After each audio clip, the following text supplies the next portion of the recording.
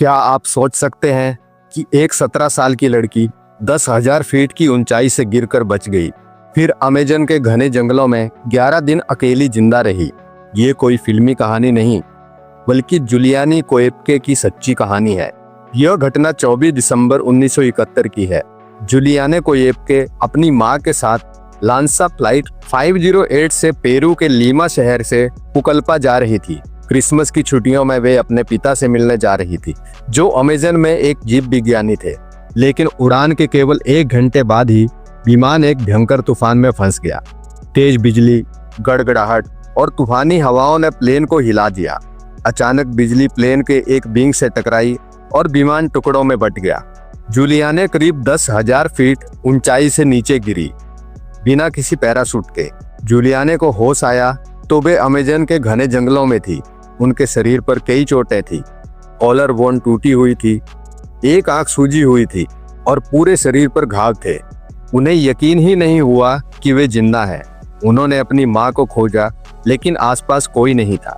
अब असली संघर्ष शुरू हुआ, जंगल में अकेले जिंदा रहने का। जुलियाने को जीव विज्ञान का थोड़ा ज्ञान था, जो उनके माता पिता ने सिखाया था। वो केवल कैंडी के कुछ रैपर्स के सहारे थी।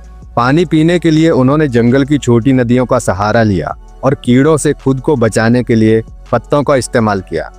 एक समय ऐसा आया जब उनके घावों में कीड़े पड़ गए। उन्होंने अपने पिता की सलाह याद की, गंदे पानी से कीड़े हटाए जा सकते हैं, और उन्होंने ऐसा ही किया। 11 दिनों तक वे कीचड़, सांप, कीड़े और भूख से लड़ती रही। आखिरकार 11वें दिन उन्हें एक झोपड़ी मिली जहां लकड़हारे रहते थे। उन्होंने जुलियाने को देखा और मदद की। फिर एक दिन बाद उन्हें पास के अस्पताल ले जाया गया। कुछ दिन बाद पता चला कि विमान में मौजूद 92 लोगों में से केवल जुलियाने कोएप्के ही जीवित बची थी। आज जुलियाने एक जीव विज्ञानी है, जैसे उनके माता पिता। उन्होंने अपनी कहानी पर एक किताब भी लिखी है, When I Fell From the Sky। उनकी कहानी पर डॉक्यूमेंट्री और फिल्में भी बनी है।